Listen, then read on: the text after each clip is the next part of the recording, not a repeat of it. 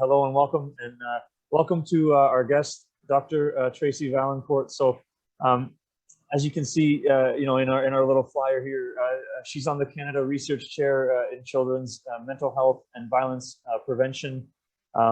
She's got a background in physiology, in psychology, specifically sports psychology, and I know we were just chatting. So she also dabbles in neuroscience and in coaching, in soccer. She's a professor at the University of Ottawa, and I probably missed out a few other things. She's done a ton of work, even recent work, which I reviewed over the last couple of days, looking into some of the effects of COVID and the lockdowns and restrictions and closures of school on children's mental health, and hopefully we can chat a bit about that and maybe how that applies to soccer as well. As we know, I mean, this is a really relevant topic because we're in the middle of another lockdown as we speak here in Ontario. So Dr. Vaillancourt, welcome. Thank you very much for taking the time to speak with us here, and maybe I'll let you give a little brief introduction to yourself before we get going. I think you covered it well. Exactly. So I coach also for Ontario. I'm a provincial coach, and I've coached for many, many years. And I primarily coach girls, but in the past I've also coached boys, and I've coached from 7-year-olds to adult women. And so really excited to be here with you. I'm very familiar with the good work that you do, and I look forward to our conversation. Right on, great. So I figured I would kick things off. I mentioned it briefly about some of your recent research, which looked into sort of the effects the effects on mental health of children, but even just sort of what's been happening with kids and their parents and everything during the previous lockdowns. So I thought maybe if you wanted to explain a little bit of that research, and perhaps then, how do you see that it relates to, let's say, youth soccer in particular, because that's, our audience of soccer coaches here. So. And I would say it actually relates to all sports, not just soccer. So I've been up since 6 doing interviews about this today. So I've done the rounds, and this is going to complete my day spending it with you.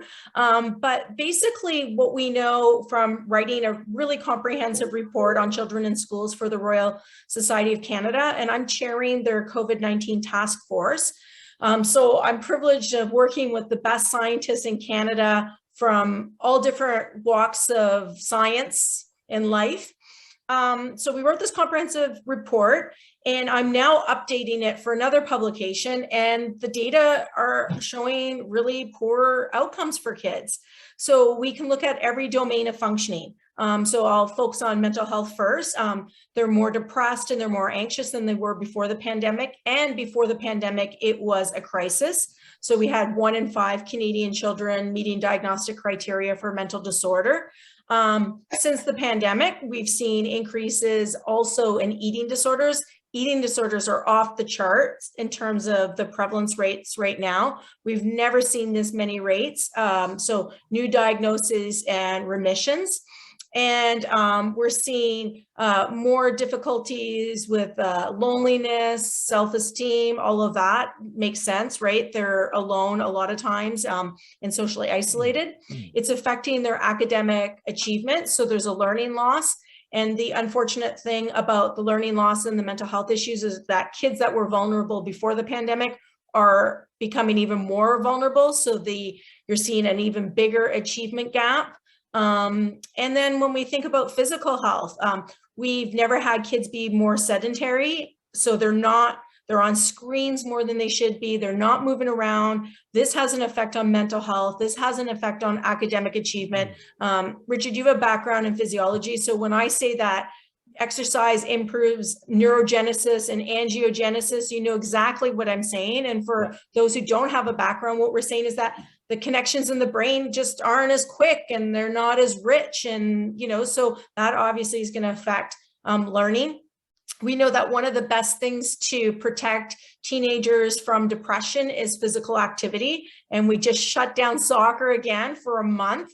I'm just so frustrated by this. And I put out a tweet like an hour ago, and it seems like it's picking up a lot of traction where, I've been advocating for kids and to open schools, but I should also be advocating to have them return to sports.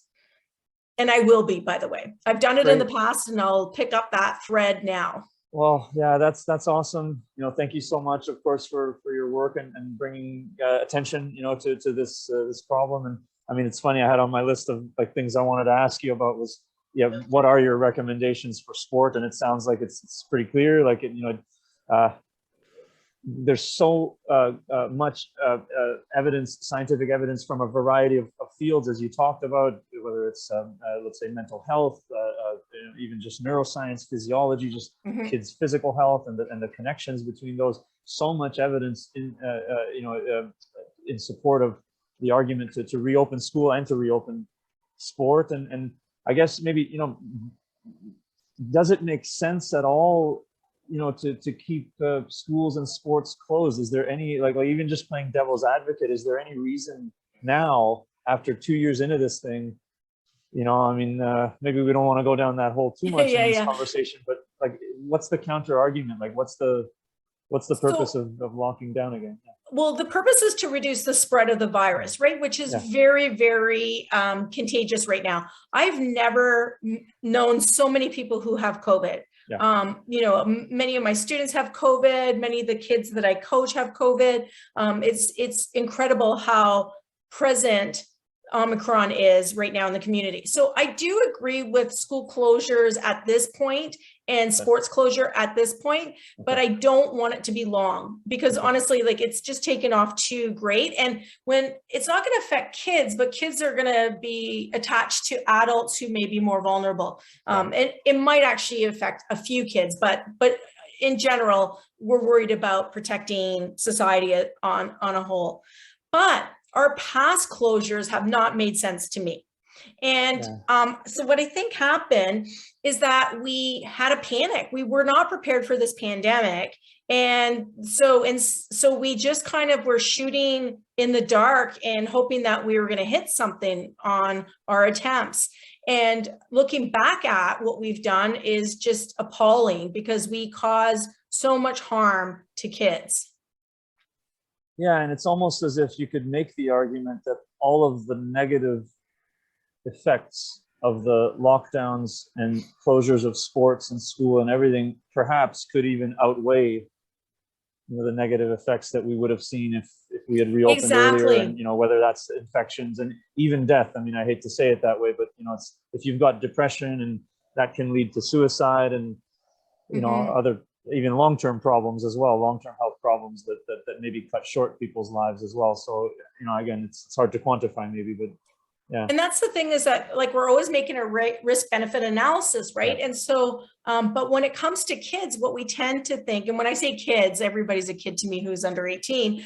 So also adolescents. When it comes to young people, what we know is that we have this inherent belief that they're resilient. And so I think because we hold this viewpoint, we haven't put a lot of focus on them, and we kept thinking they're going to bounce back.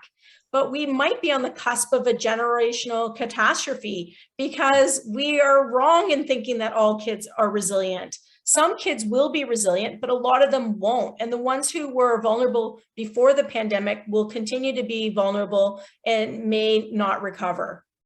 Yeah, that's a fair point. And I can ask you, I don't know if this came up in your research, but I can tell you, I mean, anecdotally anyway, I've got a business. We have, hundreds of athletes coming in and out of here all the time. And I've spoken to many different people from many different soccer clubs, and the participation numbers are down. Yeah. In the house league, in the rep leagues, and all that. And we don't know if that's permanent or not. But I mean, did you study that at all, or do you have any? I didn't study it per se, but I predicted it would happen based on my knowledge, right? So like, my idea was informed by having read the literature on dropout in sports, and who drops out and why they drop out. So we've seen girls around age 15 disproportionately dropping out compared to boys. That was always a vulnerable age group. And if we can keep them in past 15, we can typically keep them in for life. And we're not saying that we want to keep as many participants for our own good. It's for their good. I mean, playing soccer helps you self-regulate. It keeps you physically active. It's good for your cardiovascular health. It's good for your brain health, all of those other things that come from playing sports. Anyhow, the point is if we could keep girls in, and I'll just speak to girls in particular, past the age of 15, we could typically keep them in for life. Like, I'm still playing soccer and I haven't, you know, I'm walking while I do it, but still, I'm still playing. And so, but the problem is when we shut down soccer, there was we kind of pushed them out. It was just another reason for them to not come back. So we made it almost too easy for them to leave the sport. Yeah, and it's not just soccer, it'll be all sports, right? There's like, I guess, interaction effects, right? That it's like now you're more likely to be less motivated in school. You're more likely to, you know, not want to play sports, not want, you know, so that, you know, these things sort of impact each other, right? So. And even if you were motivated, there's also a percentage of the population who we scared, right? So because every headline is a catastrophe and every headline's telling kids that they are going to kill their grandma, you know, we scared a bunch of kids away as well. And I don't mean you and me, but the way the media has dealt with the pandemic. Right. Yeah. I think it leads into a good question, a couple of questions here that came from one of our members, Valeria Rocca here. So he's asking, you know, specifically, it looks like what would your recommendations be to get kids back playing sports?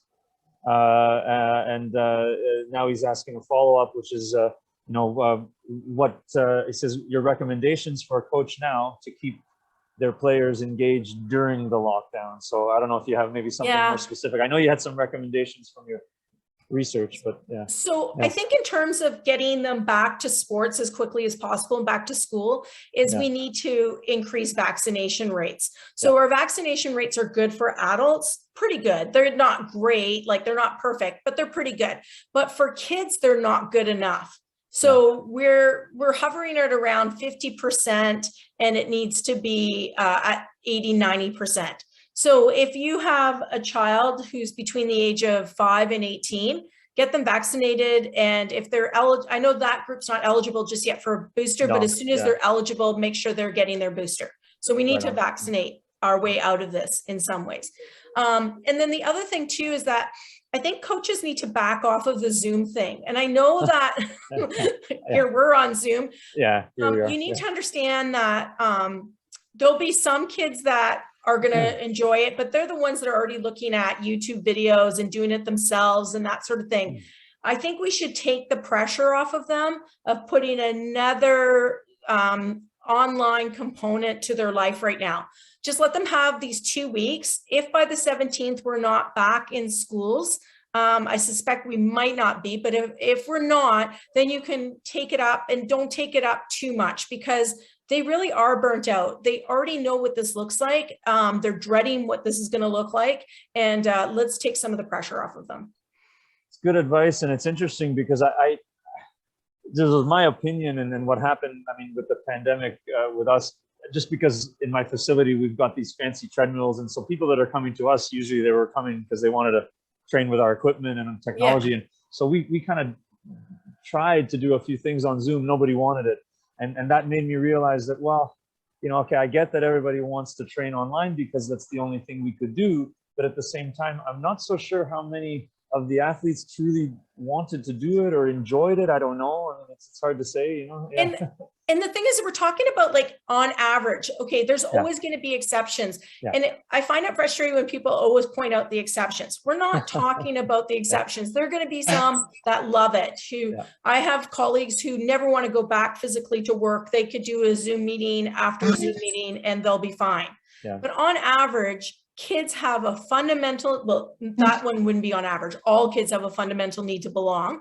But on average, kids need us to remove the stressors right now. So, okay. So that's good advice. And I think real simplifying the idea, get vaccinated and perhaps, you know, back away from the online programming, at least in the short term, right?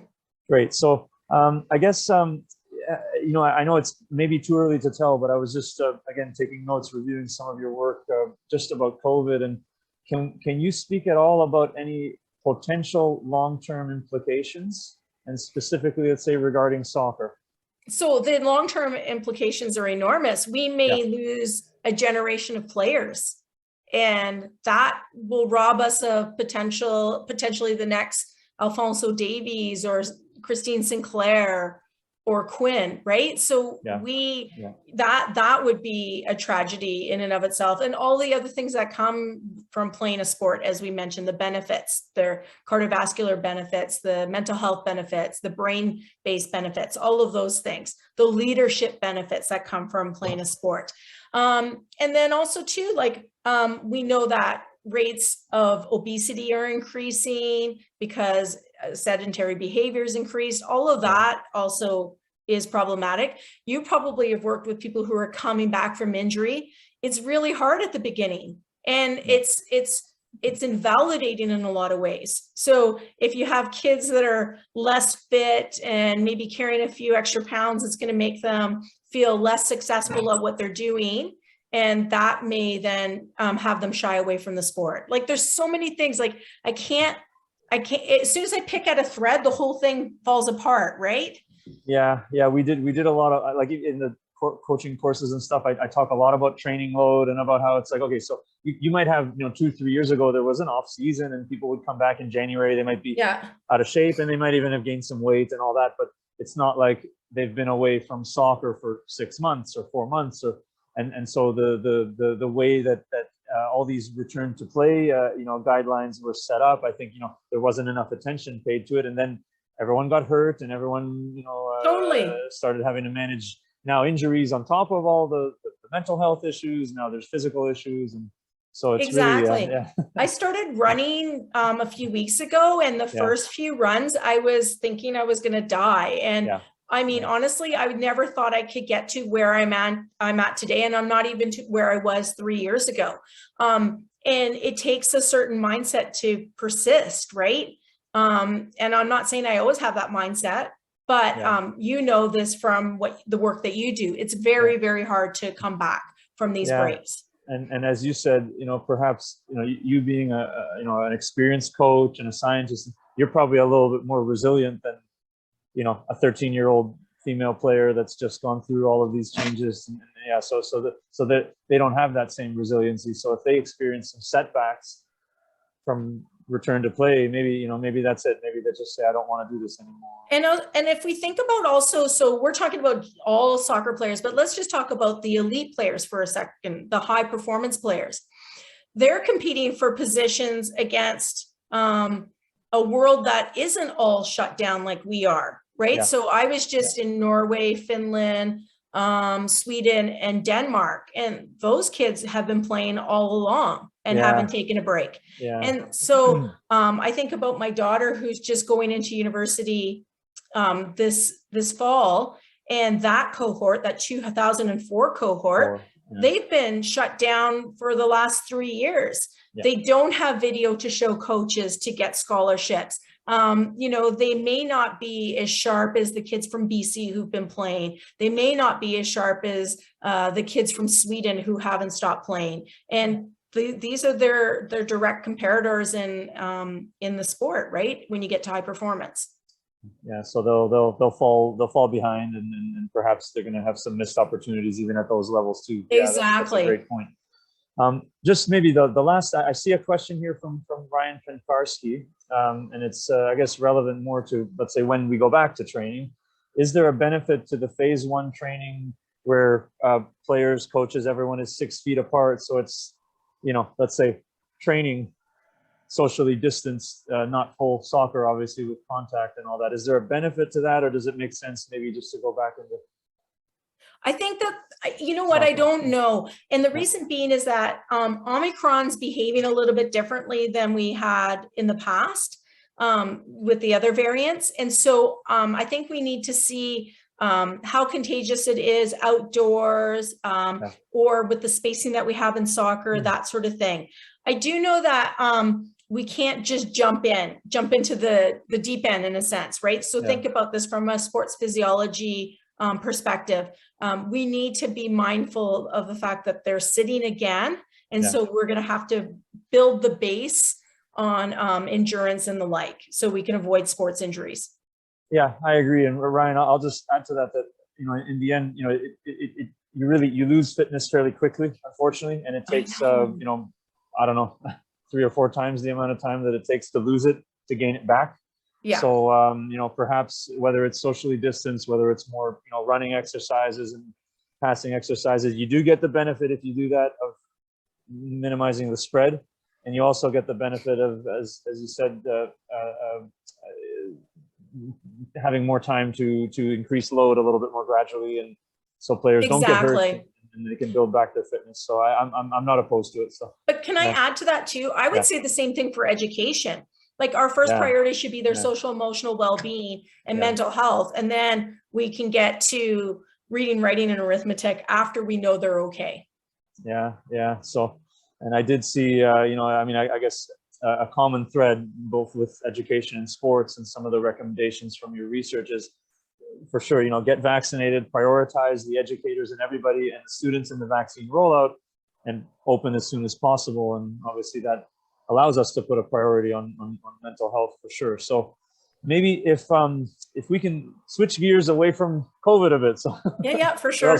Let's do that. So I was really interested in another one of your I guess more recent studies talking about perfectionism and the relationship to academic achievement. So and I thought, well, there must be, if it hasn't been done already, there must be some parallels between perfectionism and athletic achievement. So maybe could you summarize that for our listeners? And I took some notes in anticipation. I just want to get to my notes. So first of all, what we found was that perfectionism, which a lot of people think is like a really good quality, it's really a maladaptive personality trait. So can we define it?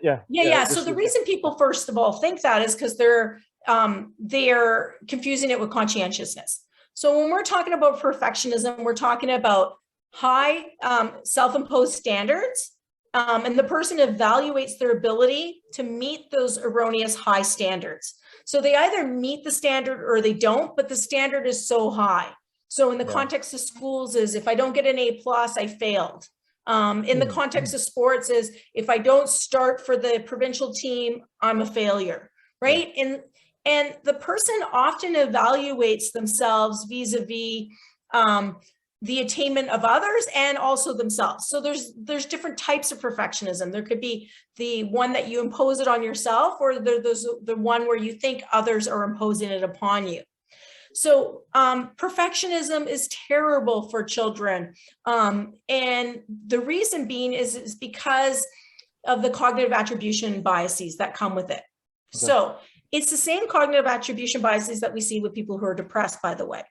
So a lot of dichotomous thinking. So making polarized assumptions about events. So I didn't start, the coach thinks I'm the worst, right? When maybe it wasn't your turn to start, but it'll be that all or none thinking. An overgeneralization in their thinking. So they'll make conclusions on the basis of one event. The coach didn't start me, I'm never gonna start. That sort of thing. And then they personalize it. They assume responsibility for things outside of their control. The coach didn't start me because he or she doesn't like me. And that kind of thinking is leads to depression, anxiety, eating disorders, burnout, poorer performance in the future. Because they're less willing to take risks. They quit easier because you either make it or you don't, right? And so I'm really interested in perfectionism. And what we did was we looked at whether or not perfectionism predicted good adult outcomes in childhood. And they do and they don't. So in a lot of ways, it doesn't predict academic achievement in the future because they do burn out. It does have some positive association with academic performance, but academic with sports performance, but sports performance and not being happy about it. Because you know what I'm talking about, Richard. We know a lot of players who are playing at the highest level and they're stressed out about that playing at the highest level. They're not happy in that role. So So yeah, I would love for us to tackle perfectionism. And it's one thing I've been doing with a lot of different sports organizations. So I did a presentation with alpine skiing. I've done presentations with soccer saying like, we need to change this mindset of perfectionism in relation to sports performance. Yeah, well, that's excellent information. And I think, so I guess if I'm understanding, like just to summarize, so the perfectionism, let's say just regarding academic achievement and performance, that the relationships are not strong between perfectionism and academic performance, so they correlate in the beginning. So perfectionism helps you academically, but in the long term, it hurts you.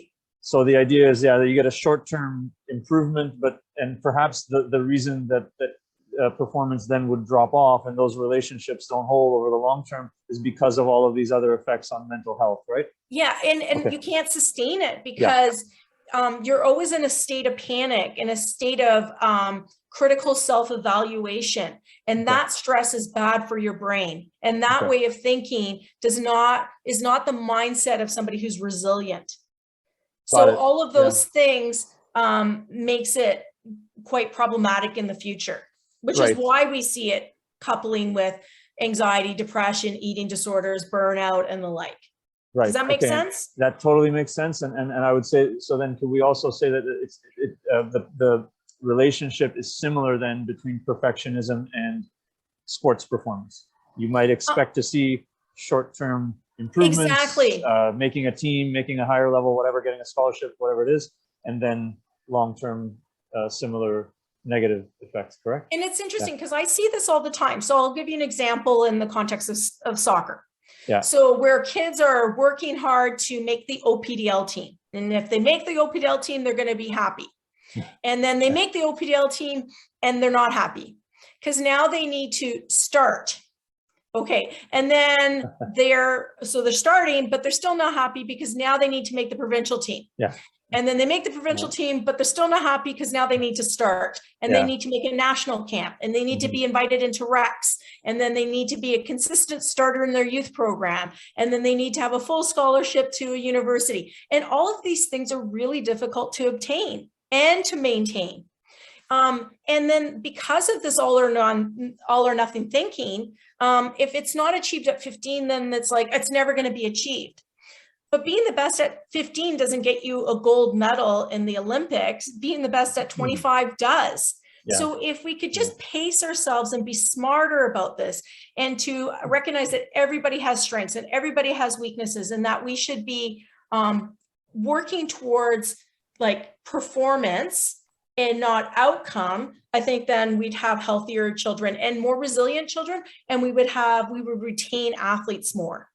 That's a great point. And I can say, like, I guess I'm thinking about sort of, again, trying to play devil's advocate, and it looks like Rambo here, my good friend Rambo, is asking, don't truly elite athletes set their own perfectionism? You know, maybe, you know, aren't they maybe by nature perfectionists, and that's what makes them elite? And then I think she kind of followed up on that with, you know, how do we help an elite athlete overcome if perfectionism is clearly it's bad, right? You know, how do you help an elite athlete overcome that mentality and, let's say, perhaps still perform at their best and maybe be happy with what they've achieved and still strive for more, but in a positive way? I don't know if I'm paraphrasing Rambo a bit there, but yeah, that was in my head too. So yeah.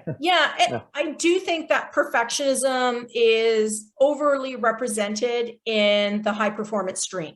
Yeah. So we'll just say that straight up, right? Okay. And you know that, and I know that because we work with these athletes for sure. The problem is that they're not happy. Some are, but very few are, because good is never good enough. And so, but then I've also worked with athletes who are not perfectionistic and are still striving and still doing well, and they tend to be happy and they tend to have a longer career because the little setbacks are not catastrophized, right? So not making that roster for the U20 World Cup doesn't mean that you're never going to play for Canada. Look at Vanessa Jill. She started playing at 15. She never made a youth national team. She has a gold medal around her neck.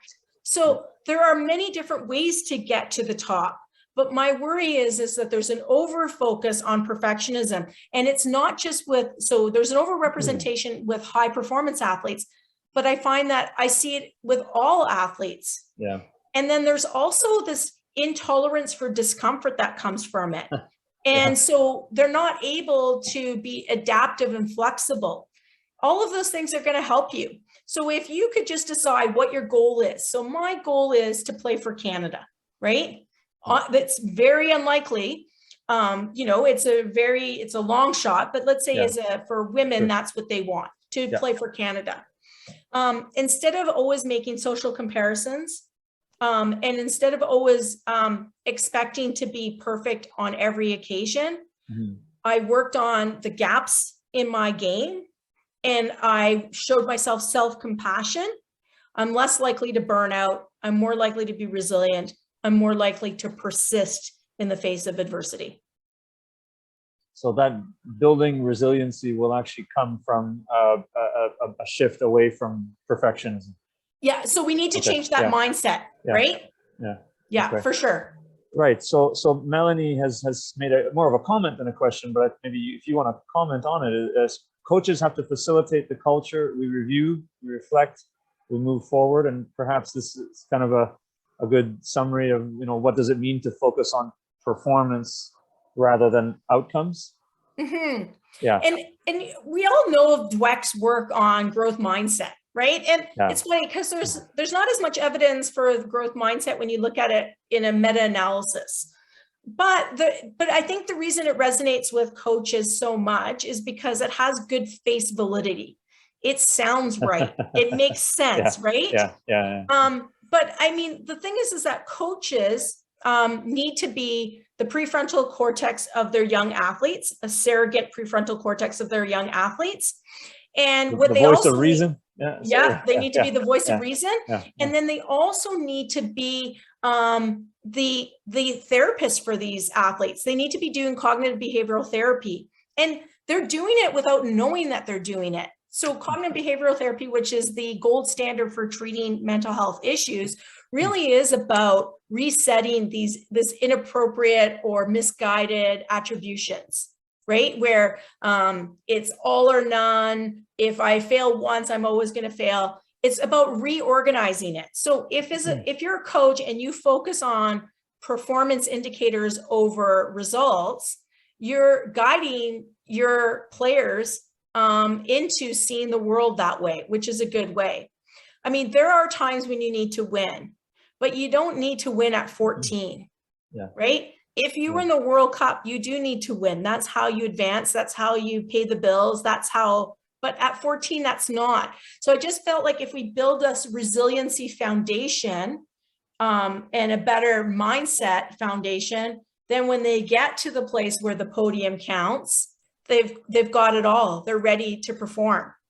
And they'll end up getting better results anyway, right? Exactly. Exactly. Because we can also talk about the physiological component of stress and how that hinders performance, right? So if you're paralyzed with fear because you're thinking, I'm either good or I'm bad, and you make one mistake. I gave an interview this morning with The Current, and oh my goodness, I was stumbling. I couldn't get my words out. It was a bit of a disaster. My heart rate came up. I was like, am I ever going to recover from this? And I just calmed down and I recovered, and the rest sounded all right. Right. But if I didn't have the skill set that I have, the training that I have, that could have been derailing me for the rest of the interview. And also for the rest of the day, I'd be thinking about it. And maybe I wouldn't want to put myself out and talk to you this afternoon.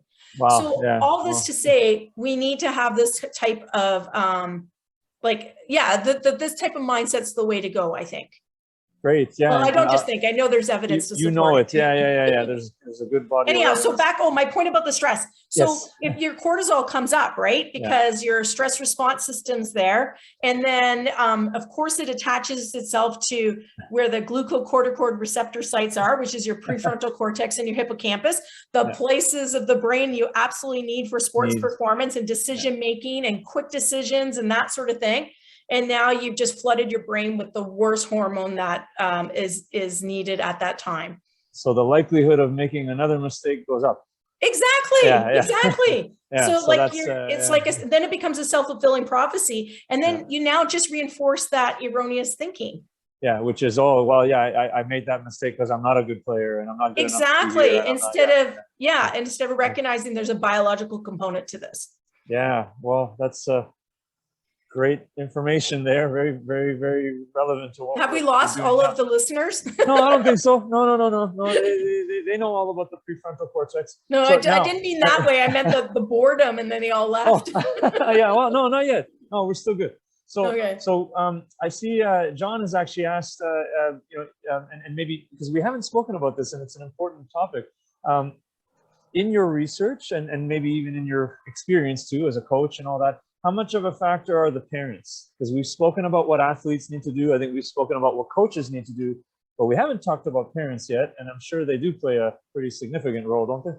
They play too big of a role. Yeah. I think that they need to relax and let us do the job that we're going to do.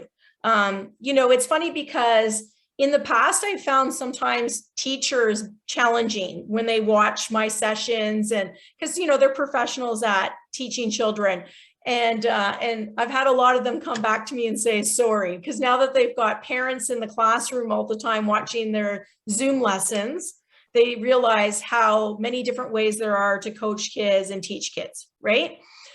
But they need to just let us do our job. Now, if the coach is abusive, they should step in 100%, and that should be addressed immediately. We do not tolerate the abuse of kids. Yeah. Unfortunately, kids don't have as much autonomy as adults, which means that they're really vulnerable to the conditions of their environment, their sporting environment, their home environment, and the like. And what we've noticed, and there's this rising concern about this intolerance for discomfort in parents that we see in kids. So this means so you don't start their child and you get the immediate email, not the 24-hour rule. They contact you immediately, and you've destroyed their son's self-esteem or their daughter's self-esteem, and how dare you? Yeah. And there's that all or none thinking also, right? Yeah. And so what they try to do then is they try to insulate their child from distress and discomfort. And that's the worst thing they can do for anxiety. It increases these types of higher accommodations, increase symptom severity. It leads to more impairment, and it actually affects treatment outcomes. So we need parents to recognize that stress is part of life. Now, I know I said at the beginning, let's remove some stressors, but this is we're talking generally outside of the context of a pandemic, right? Sure. Yeah. So they need to recognize that stress is part of life. You can't insulate children from all types of stressors. That these types of challenges are good in terms of getting them to self-regulate and learn, and that it will make them better citizens, and their mental health will be better. That's a great We're talking point. about little stressors, right? We're not talking about the big ones where somebody's being horrible to your kid. Yeah, and it's interesting because I know I've had this conversation dozens of times where it's almost as if, maybe 20 years ago, 30 years ago, the culture around youth soccer here, and I know we've got quite a few people also from the United States on this call, so I know I've been there often, and it's not that different there. It's not. Perhaps, yeah, right. So perhaps coaches were yelling and screaming too much. There was probably there was definitely some too much priority on winning and all that, and some issues that would have needed to be addressed, and maybe from there we've almost gone, like, rather than finding a balance and having some resiliency, we've gone all the way to, well, now, okay, you can't criticize, you can't provide feedback, you can't discipline, you can't everybody gets a medal regardless of whether they won or not. I mean, I guess can we get a happy medium in here, and I that way there's resiliency, but also we protect kids from negative effects. I don't know. You said it so well. Like the pendulum has swung almost all too far over, right? So when I was a kid, I was telling my friend Christina Kiss, who played for Canada, about how when I was 8, I saw an advertisement in the newspaper for baseball, and I called up the coach and I said, I'd like to play baseball. And he's like, okay, come out. And I went out, and my parents never met the coach once, and they paid the fee, and that was that. Like, that was probably a bit on the negligent side. I Yeah, don't it's know a little how too I on the survived extreme. it, Yeah. but we're all the way on the other end where we have the parents with their stopwatch telling us that we're causing their kid harm. And Yeah. you know what's causing them harm too is setting them up where they can't manage stressors in the world. Yeah, and you've characterized that as, because I really like what you said, is so it's an intolerance for discomfort. Exactly. Yeah, I'm Kids gonna have use it and that. parents have it. Yeah. So they're not, literally not capable of being uncomfortable, and therefore the moment that anything goes wrong, they're not capable of They're dealing like, with whoa, it. I'm going to fix this right away. And then Yeah. it makes coaches vulnerable. Yeah. And then it makes kids more vulnerable too. So, I mean, ultimately it's not, we need to find the middle. We don't abuse kids. I mean, obviously that's a given, but we also need to put things in perspective. The fact that I didn't start your kid does not mean that I've destroyed their life.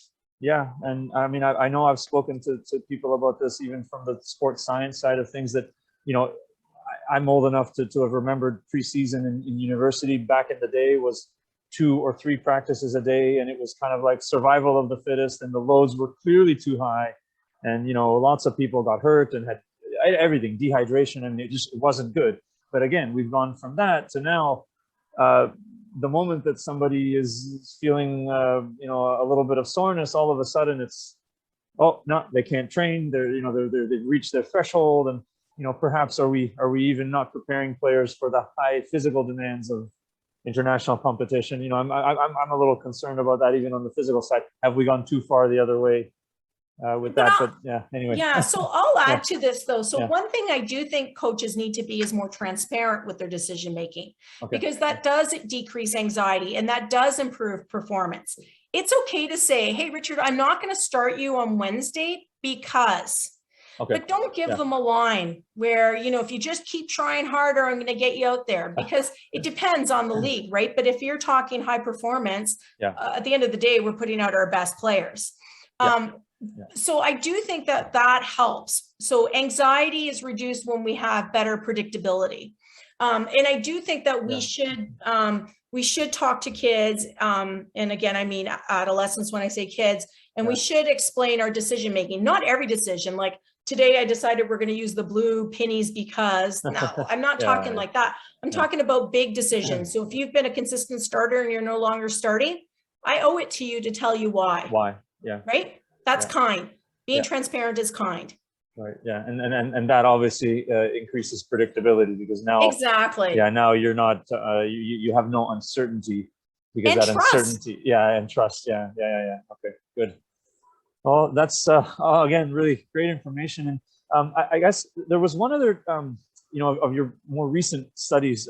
Forgive me, I didn't have time to review everything, but I'm so disappointed. I know. I'm sorry. Yeah. Well, now I'm beating myself up.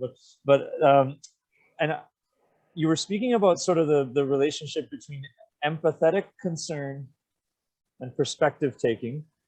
And again, I guess we're talking about more. It wasn't necessarily specific to sports or soccer, but just to kind of these relationships between empathy and being able to take perspective of another person. So maybe what's the value and the relevance of that research? Explain it if you could, please, and then maybe how does it apply to you know, to soccer and to coaches? So I think it's important to first of all realize that, especially in the context of team sports, that there's this huge social component that gets kids coming back and also gets kids to leave, right? So what we want are nice, healthy, nurturing environments, which includes the way coaches deal with the athletes, but also the way the athletes deal with each other. So that study was in reference to how kids who have poor perspective taking skills and have lower empathy are meaner to their peers. And that makes sense, right? So we want kids to be able to be respectful and to understand the perspective of somebody else, and to give them the benefit of the doubt when needed. I think that all of those things increase the healthy conditions of the sport that you're in, right? Especially if it's a team sport. But one of the things that's really interesting, and it's not that study, but it's another study that's kind of related to that, is how competitiveness relates to cruelty in team sports. So there are two types of competitiveness, and it kind of comes back to perfectionism because the mindsets are quite similar. So if I could just kind of take a little U-turn, because it actually relates. So we have personal development competitiveness, which is where you're competing to excel. So last week I ran it in this time, and I'm going to try and strive to better my time by 3 seconds, right? So I'm competing against myself. And so the person focuses on their individual accomplishments and their self-improvement. But there's this more sinister form of competitiveness that I see all the time in sports. It's called hypercompetitiveness. And this is where you want to compete to win. You need to win or outperform others. You need to demonstrate superiority at the cost of the opponent. So this is winning at all costs. Our studies show that hypercompetitive kids, so adolescents and children, make a lot of social comparisons. So they say, oh, Richard started before me, and that creates some form of jealousy. And they manage this social comparison by either becoming anxious or depressed or having mood issues, or attacking the person that they see as their competitor. But we're working in a team sport. So I work with a lot of high performance teams on this because, you know, there's this zero-sum game that's embedded within a team sport. So if you and I are both left fullbacks and you're better than me, that is going to cause me harm. But if I play you as a coach, that means our team is going to benefit. So anyhow, so all that to say, what we've noticed and what we showed in a recent publication is that hyper-competitive kids are more jealous and crueler to their peers than those who have the other type of competitiveness, who aren't hyper-competitive. And personal that competitiveness can destroy teams, right? Because everybody's then talking about why Richard started before Tracy. Oh, he only started because his mom's the coach. Oh, he only started because whatever, you know, like there's going to be all these reasons. And that type of cruelty might make it so you don't come back to soccer. An interesting point. You know, it rings very true, and I can just. Of course, I'm not going to name names, but you know, I'm still working as an assistant coach with Ontario Tech, and I can recall, you know, this happens often, right? But you know, players have to understand if they're. You gave the example of 2 left backs, and it could be anything, right? But like, so I mean, if you're not starting, I mean, your role now is to prepare the starters by challenging them as much as possible in training, so that they can do better. Number one. Number two, then even from a personal standpoint, your role is to push yourself as hard as you can in training, because if that guy gets hurt, now you're going to replace him and you need to be ready. So like it's, that's hyper competitiveness. I mean, it's really, I'm sure it's so common. It probably exists in every team. It's so common. And I see it with our provincial teams. I see it with our Rex girls. My daughter's a high performance keeper. And like that is a really tough position because only one is starting, right? And she's been the starting keeper since she was a freshman. She's now a senior. Like I feel for the backup keep. They haven't been on the field for 4 years. And then you'll see like little behavior, like some behavior that undermines your team too. So they'll pick on the best player, and it typically is more with girls teams than with boys teams. Boys teams will revere the best player. Girls teams will undermine the best player. Take them down. And the parents sometimes get into it too. Oh, of course, Richard started before you, Tracy. You know, and then come up with excuses. And that's that intolerance for discomfort. They need me to feel better about why I'm not starting in that position. Yeah. And I guess my knee-jerk response to any of that will always be to say, well, look, regardless of, I mean, even if the coach has no idea what he's doing, let's grant them that, you know, you still can't control his decision or her decision. Exactly. The only thing you can control is what, you know, your attitude, your work ethic, your fitness, you know, so, you know, it's like the serenity prayer, you know, focus your energy only on the things that are under your control. and accept the things that are not. You can't do that if you don't have resiliency. You can't do that if you don't have a tolerance for discomfort, right? And So, I always tell yeah. them, prove them wrong. And you see Yeah. how they're all interrelated then, right? Yeah. So if you have an intolerance for discomfort, you can't handle not being the best. Mhm. And if you're perfectionistic, you can't handle being the best. And so how are you going to manage those emotions? You can either tear down the source of jealousy, or you can tear down yourself. And That's right. neither is a good option. It's a good one. Yeah. Yeah. You have to just build yourself up, and then obviously you have to be part of a team. So you have to coexist. And I remember this. I remember speaking to a keeper, not my daughter, but another keeper who their backup keep was really, really jealous and thought the family thought the backup keep should be starting. The player thought they should be starting. And the service they would do in the warm-ups was the worst you ever saw. So I was helping this athlete reframe this frustration. And I came to the conclusion of making you better one crappy ball at a time. Like the balls coming in from the field are not going to be perfect. So this might actually end up making you a better player. Sure. Yeah. You can put a positive spin on it because they're getting. But it's interesting, right? We see that. So these little undermining efforts. And so we have this zero-sum game nested within a team sport. And that makes it so challenging. Right. And so this is all, I mean, I know obviously you've done quite a lot of work in sport, but also outside of sport. And it's almost like everything you've done outside of sport is completely relevant and applicable, right? Yeah. Because all of my ideas outside of sport, like all of my studies that are on school-age children, come from what I've seen in sport. Yeah. So that's why they always work out. You know what you're looking for. I see the patterns. Yeah. Well, yeah, that's great. And I mean, I will, we're going to wrap up in a little bit, but of course, those of you watching and whoever watches the video of this later, we'll put all the links up to, Dr. Vaillancourt's profile on the U of Ottawa and some of the recent studies as well, if you want to have a look. So we don't have a lot of time left, but I thought, I wanted to ask you maybe, let's say, where do we go from here in terms of mental health in soccer? I mean, that's our topic, and I think we've touched on quite a few different subtopics, but, so where do we go from here? Specifically, obviously, we're speaking to coaches here. So is there any advice? Is there anything that you see happening in the future? Any trends, anything, positive and negative, right? So, yeah. When I think about resiliency, I think about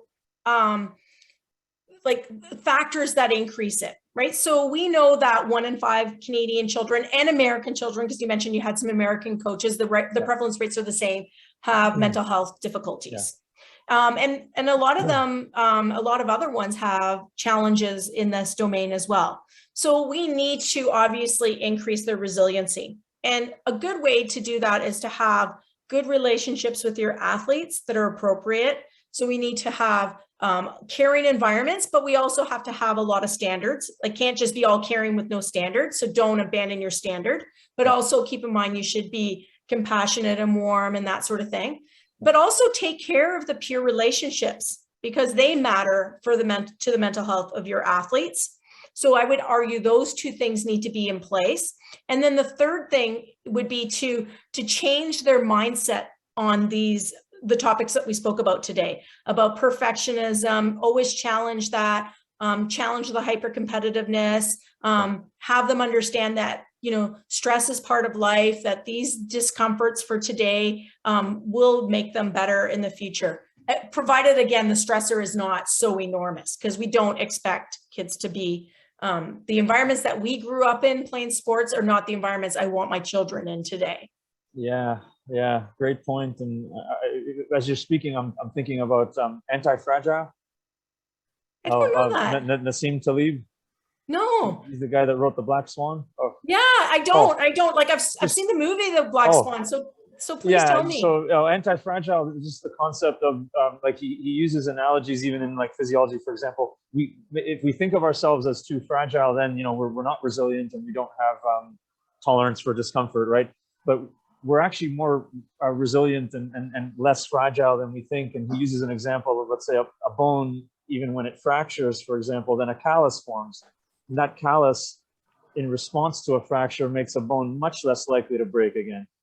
And then you can think of these little stresses. Let's say even if a bone doesn't break, well, the little loading that you get from bones from exercise and weight bearing and all of that actually makes bones much stronger. It increases the density of the bone. So this concept of like, okay, you want to avoid fractures, but even if you do get a fracture, you can recover and be stronger afterwards. And if you don't get a fracture, well, then these little stressors are actually not weakening you, they're strengthening you. Anyway, that was, I don't know if I'm doing a good job of summarizing that, but yeah.